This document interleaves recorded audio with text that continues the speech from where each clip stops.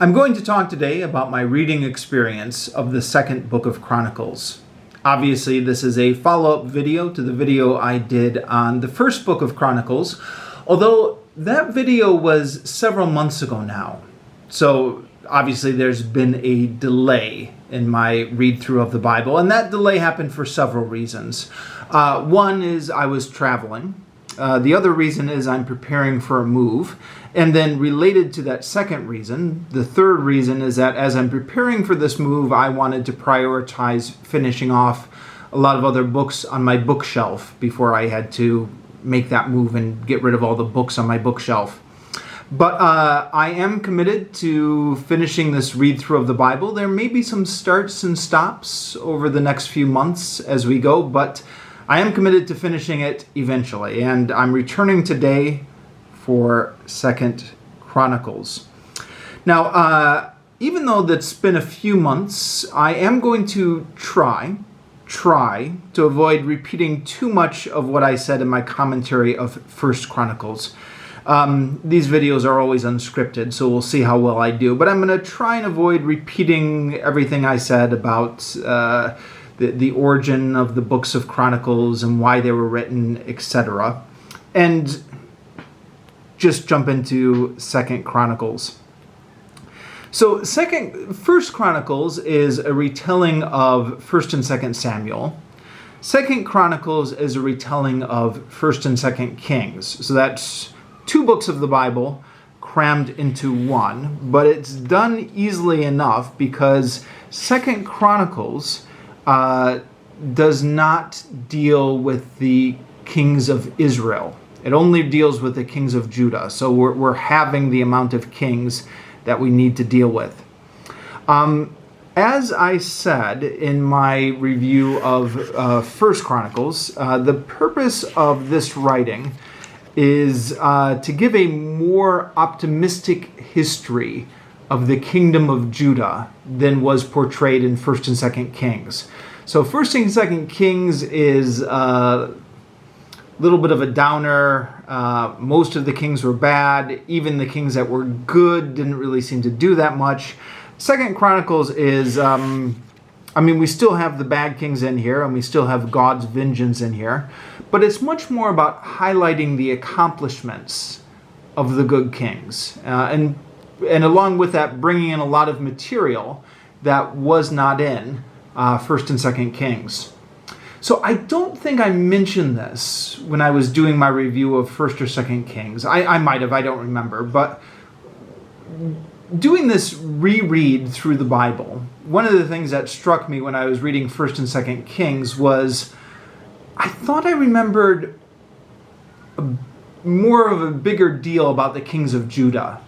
So as I was rereading through 1st and 2nd Kings, I get to a king like Asa or Jehoshaphat, and I would think to myself, I thought I remembered them being a bit of a bigger deal. Like, didn't they do more? Weren't there more stories associated with them?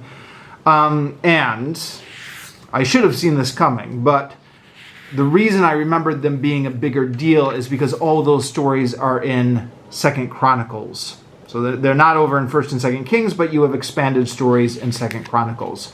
So, for example, Jehoshaphat, who I was just talking about, there's a whole 2nd Chronicles 20, a story of Jehoshaphat's war against Edom, and actually it's a whole coalition here. That subtitle is a little bit misleading.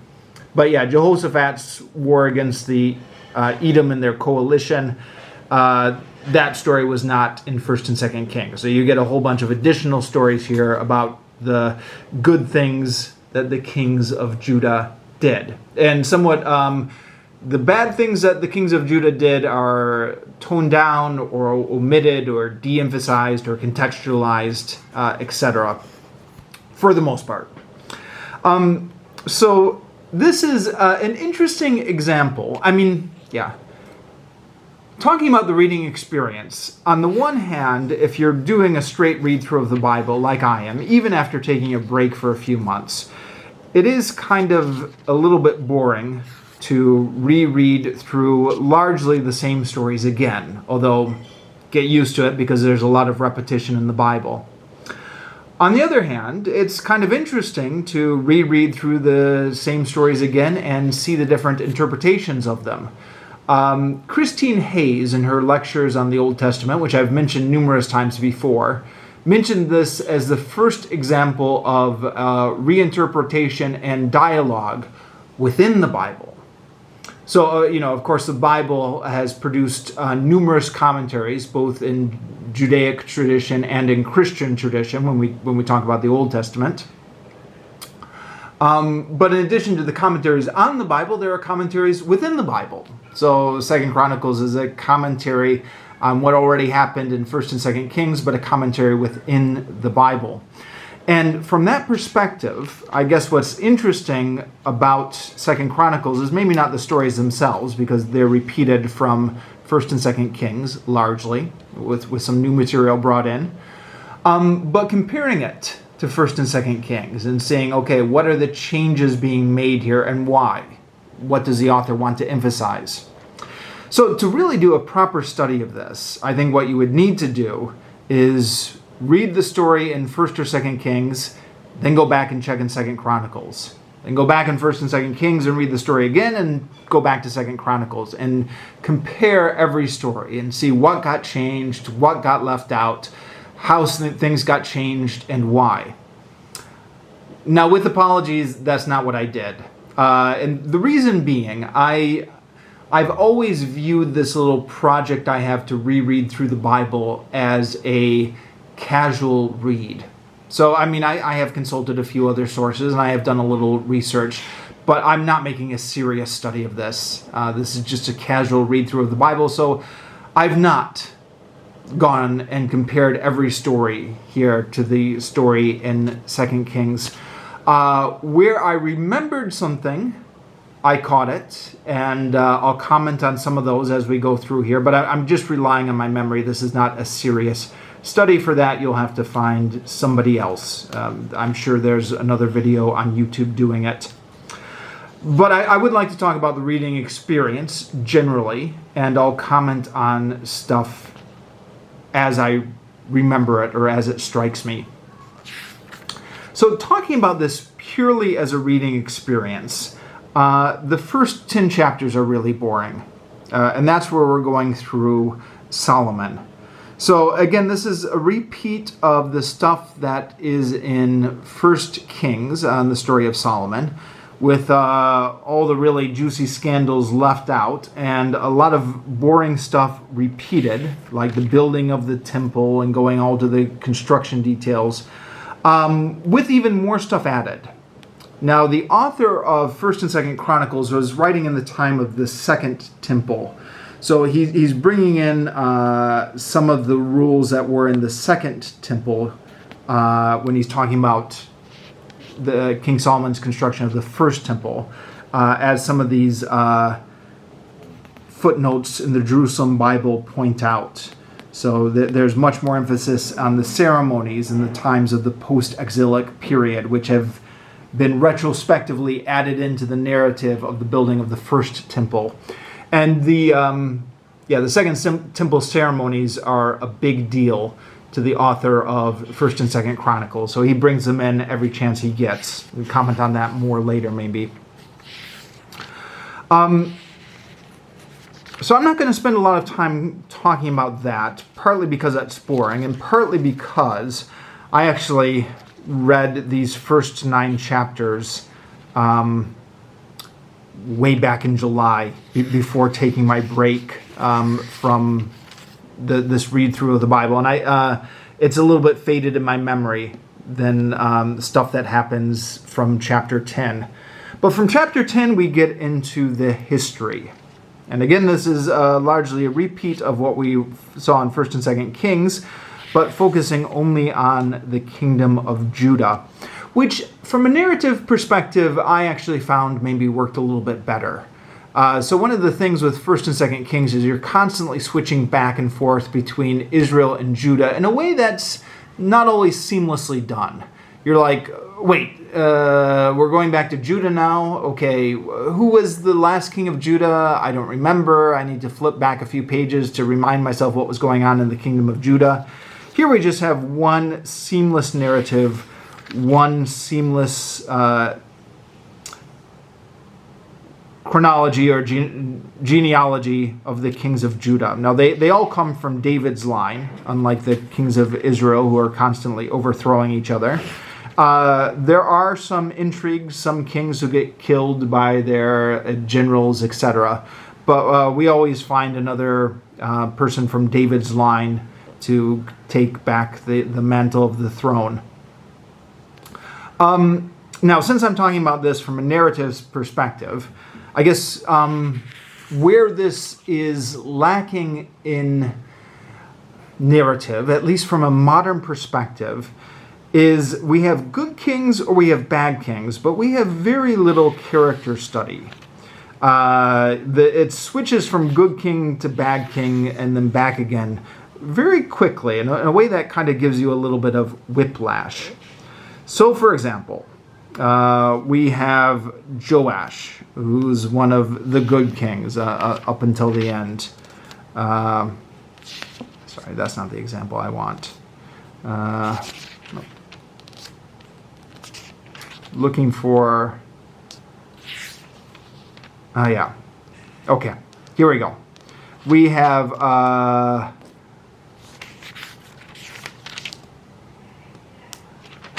Ahaz. Okay. So Ahaz is one of the bad kings, one of the worst kings. Why is he so bad? You know, he doesn't say. You know, he's just a bad guy.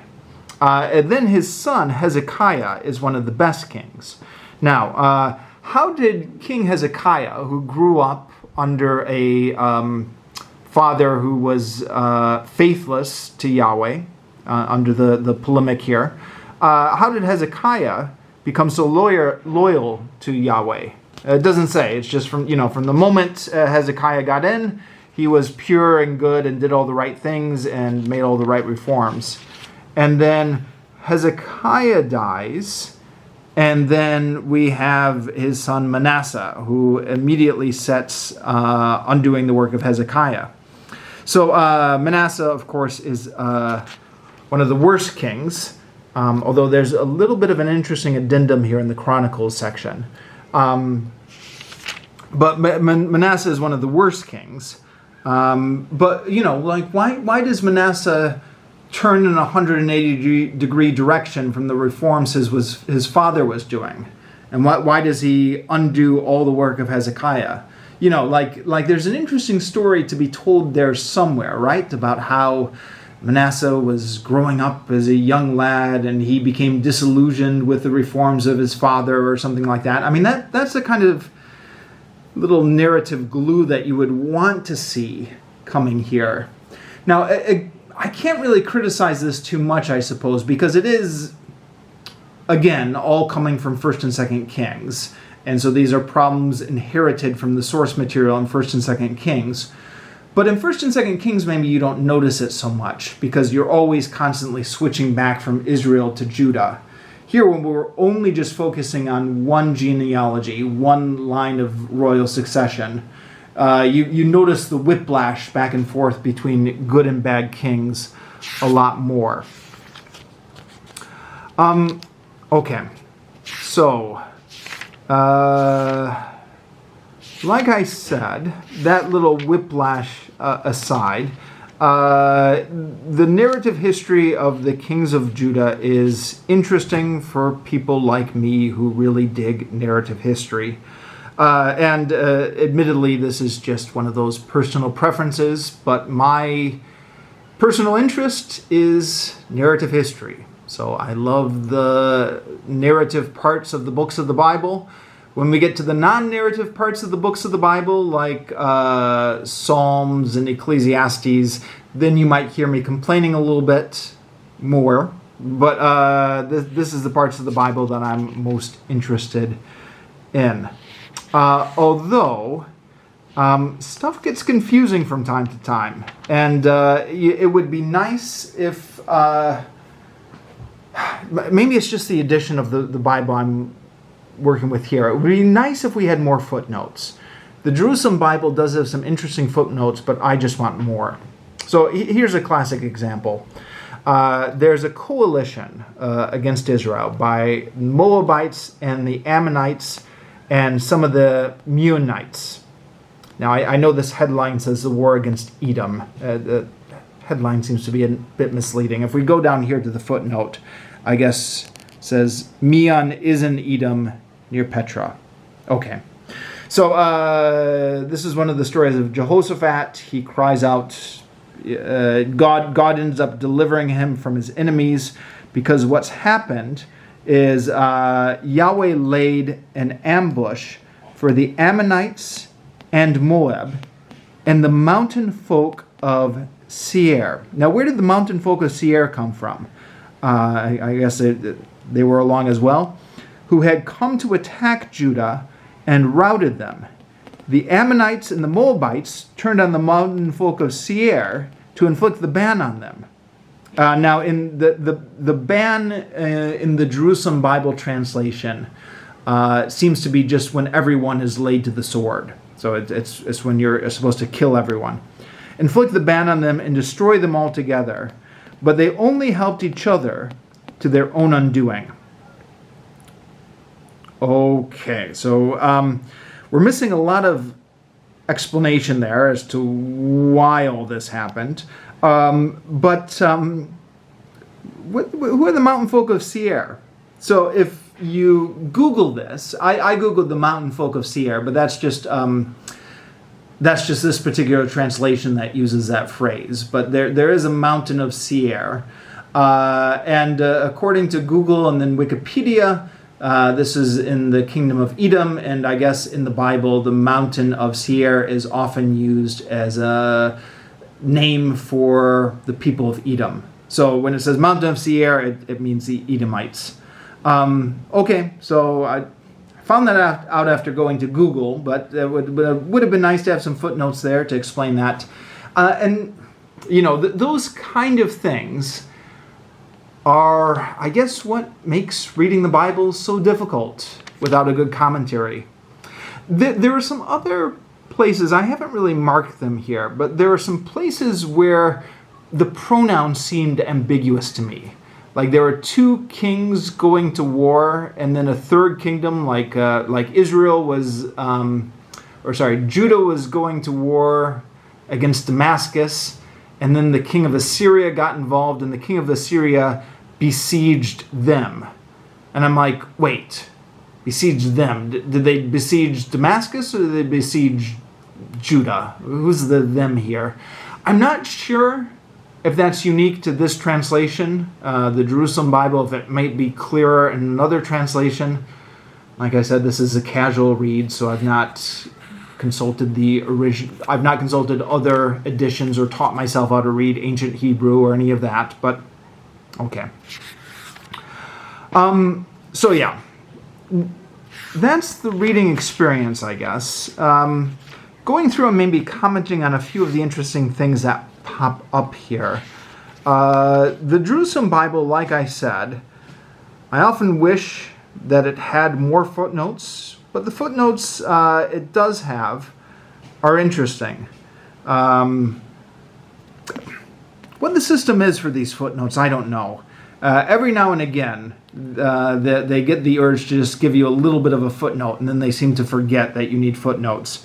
But in 2 Chronicles 15 gives a little footnote here that the chronicler seems to be crediting King Asa with reforms that actually come later. So in the 2 Kings 22, these reforms are attributed to Josiah.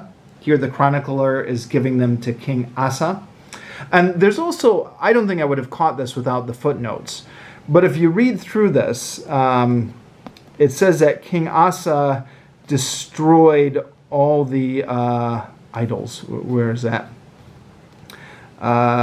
He gathered all Judah and Benjamin together.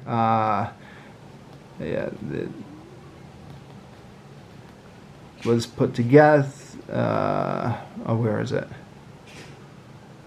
Okay, it says up here in the beginning of chapter 15 somewhere that they just got rid of all the idols and altars to other gods.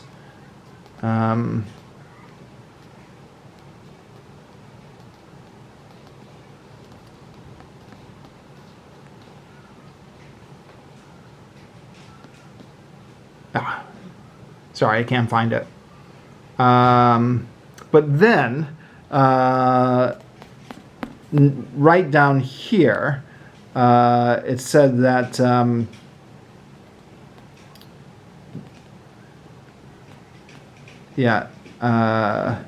King Asa did not actually get rid of all the high places.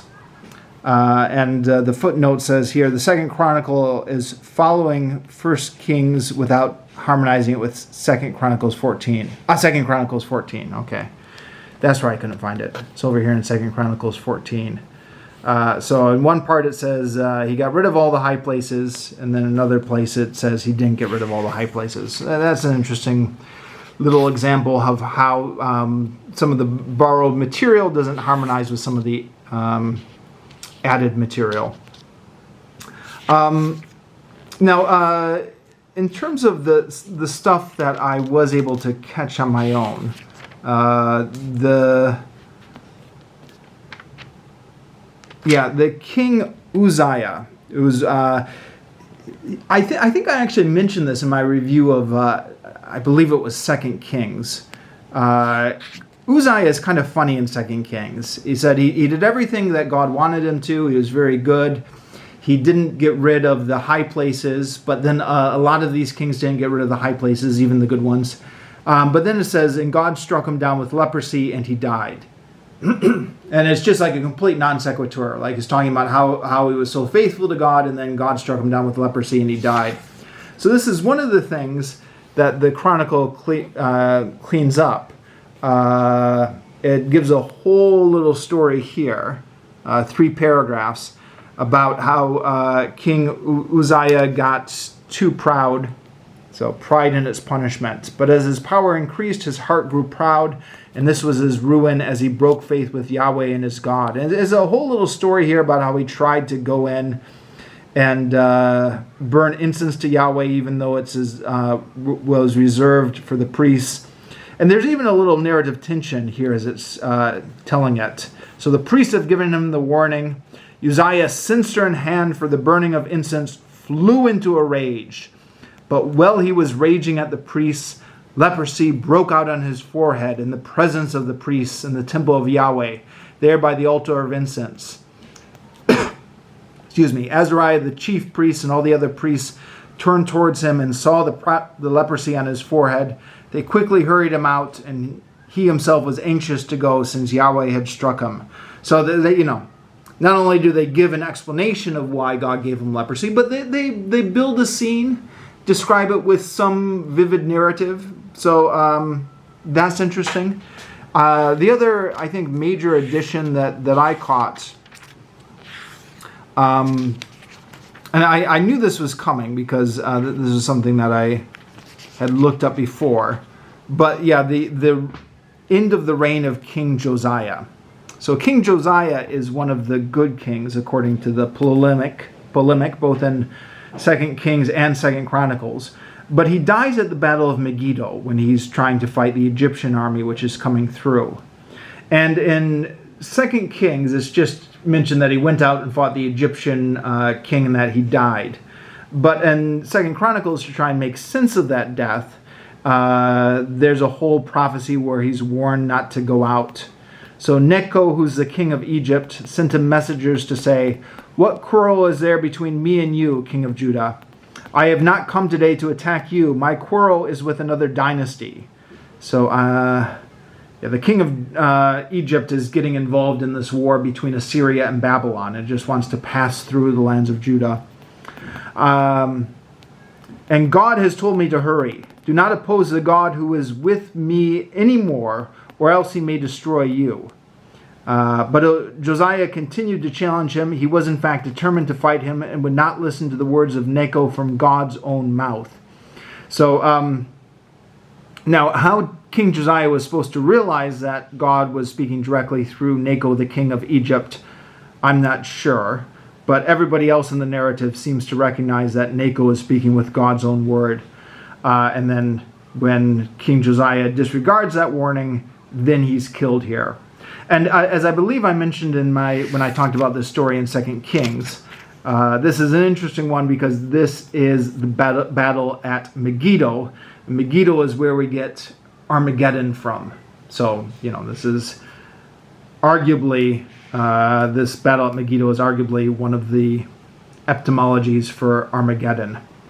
And then I skipped past this earlier, but the conversion of Manasseh is another story that's unique to 2 Chronicles. So Manasseh in 2 Kings is one of the bad kings of Judah, and he's so bad that after Manasseh, the destruction of Jerusalem seems to be locked in.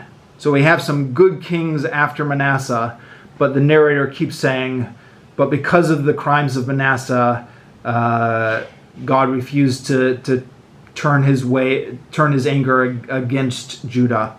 So it was the punishment of Judah was delayed by some of the good kings, but Manasseh had kind of locked in the eventual destruction of Jerusalem. I hope I'm remembering that right. Again, it's been a few months since I read 2 Kings. One of the commentaries that Christine Hayes makes about the ideological framework of 2 Chronicles is that 2 Chronicles removes the idea of being punished for your ancestors. So this is part of like the cleaning up of the narrative. So in the Deuteronomistic history, which is in 1st and 2nd Kings, there was the idea of delayed punishment. So if there was a bad ancestor, the punishment might be visited upon his descendants. Christine Hayes, and I actually went back and checked this right before I filmed this video. It's lecture 19 of her lectures on the Old Testament, when she's talking about the book of Ezekiel, but she talks about Chronicles to illustrate the point. Mentioned that Chronicles got rid of that idea. And that's one of those little things that has stuck in my mind for whatever reason. I guess just because it's an example of inconsistency or contradiction in the Bible, which us skeptics love to cling on to. And I've repeated it several times. I think I've repeated it maybe on this channel.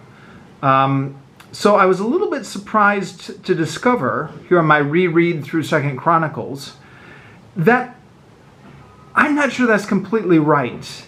There are a couple spots when in the narrative of 2 Chronicles when God says vengeance is coming on Judah because of what your ancestors have done, but it'll be delayed a little bit. There's a couple spots, and again, I didn't do a good job of marking them before I filmed this video.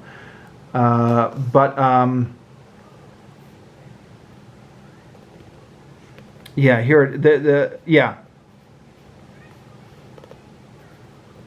So, in the reforms of King Josiah, who is a good king, Yahweh says, I will gather you to your ancestors, you shall be gathered into your grave in peace. Your eyes will not see all the disasters that I mean to bring on this place and on those who live in it. So, the disaster is still going to be visited on posterity, but it's just been delayed here. If memory serves, the other place was in Hezekiah here. Where is it? I think Hezekiah also gets the promise that the vengeance on Jerusalem will be delayed. I'm almost out of time. Okay, I can't find the exact place, but Hezekiah also gets that a similar thing. The vengeance on Jerusalem will be delayed. So it does seem to me, in my casual reading, that there is some element here of a vengeance which is coming because of the accumulated ancestors. But it's certainly less emphasized than it is in 1st and 2nd Kings. And it's vague. It doesn't say because of the sins of Manasseh, as it does in 2nd Kings. It just says because of the sins of the ancestors. There is more to talk about, but I'm out of time. My camera stops filming. The video file limit is 30 minutes. So I'm going to stop here.